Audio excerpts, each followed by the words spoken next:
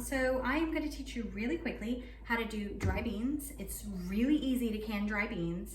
They're fast, they're simple. If you have a pressure canner and some jars, you can do it. So today I'm going to do baby limas, and I bought a big old bag of them, and I've already done black eyes. I did these back in July, and you can see how pretty dry beans actually cook up inside the jars. So these are actually ready to open, pour onto the stove top. They came out of a garden and they are delicious. So this is a good way to use dry beans and not have to just be popping open cans with sodium and everything else in the store.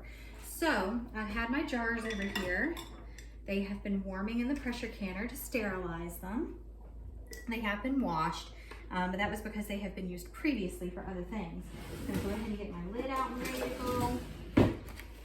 And I am going to take my measuring cup and put in a full cup of dry beans. Okay, that looks good. And then I'm going to top it with some hot water. So I had this boiling over there just a second ago. So I'm gonna put some hot water in here.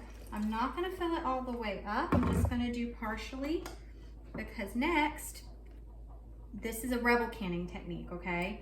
I'm adding bacon. Now, you do not have to add anything like this to your jars if you're not comfortable with rebel canning. Rebel canning basically means that the alphabet companies in the United States do not recognize this as a safe method of canning, but you know, other countries do. So take what you will from it as far as the alphabet, FDA, ABC, FBI, CIA, all that stuff. Take what you will from it. So I've got my bacon in there. I'm going to be adding, in just a second, I'm gonna wash my hands. I'm gonna add some salt and I'm gonna add some pepper. Okay, clean hands. So I like using coarse salt whenever I'm doing my canning, like a Himalayan or a Celtic sea salt. It just brings out the flavor better of whatever I'm canning, and it leaves it with a good natural flavor. So instead of it being just like hitting you between the eyes with salt, it gives it more of a natural flavor. So you're not opening a salt lick, you're opening a can of beans that are slightly seasoned. Salt also helps soften up beans and make them really melt into the water to create a really nice bean broth. I call it bean juice, but Jason insists I call it bean broth. But like this, okay, so the liquid that's in there, it helps the beans break down and create that really nice liquid. I'm using probably about a half a teaspoon of coarse salt in there. I don't measure, I just kind of eyeball with this because it's completely dependent on preference.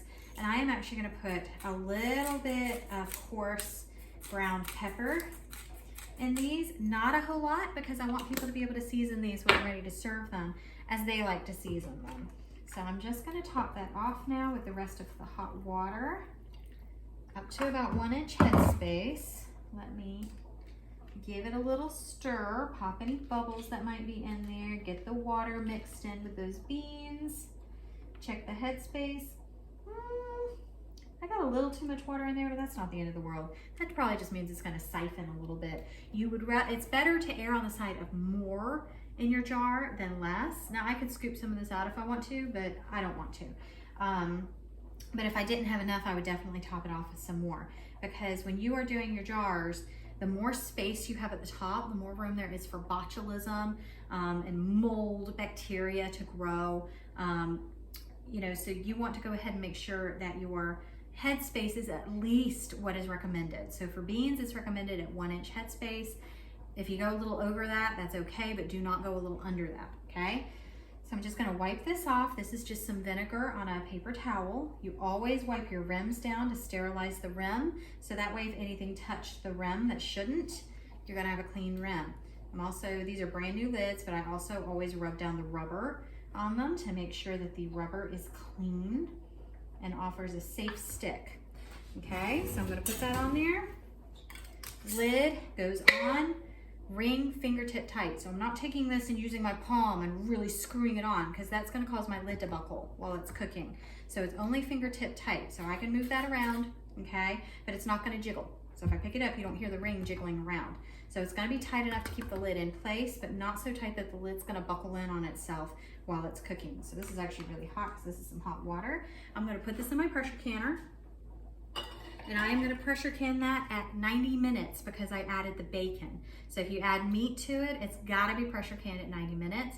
If I hadn't added the meat to it, I would have done 60 minutes, okay?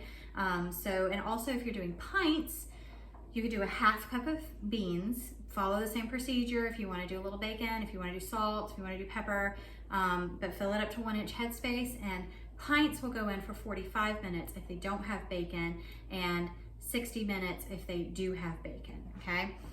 So that's kind of how it goes with pints and quarts.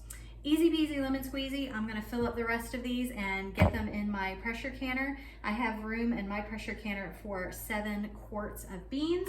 Hopefully I'll get at least halfway through the bag and I'll have 7 quarts of beans on my shelf that are shelf stable and ready to eat anytime my family is ready to enjoy them. Have a wonderful day. Happy homesteading. Bye. Okay, this is a pressure canner. It's sitting at 10 pounds pressure. See, the dial is maintaining its home. I am. It does this wiggling thing with the gauge to release the pressure buildup to keep it balanced at the 10. This is completely normal. That gauge should wiggle about 4 to 5 times a minute. So it will continue going off to keep releasing the pressure. Otherwise, the pot looks completely not dangerous, right? All it is it's just hot inside. The gauge keeps the pressure balanced. That's telling you that it's not building pressure to where it shouldn't. So you see the caution there. It's keeping it right where it needs to be at 240 degrees, 10 pounds pressure. All right, that's not even hotter than your oven gets. There's nothing to be afraid of when it comes to a pressure canner. I got the All-American, and I'm really glad I did because it's much less work. It's nice and clipped into place, so it has these that slide underneath. And then it has these that keep it screwed into place, so that lid is not going to blow. All right. My heat is sitting at low to medium. All right, easy peasy. All right, they are done. They just came out of the canner.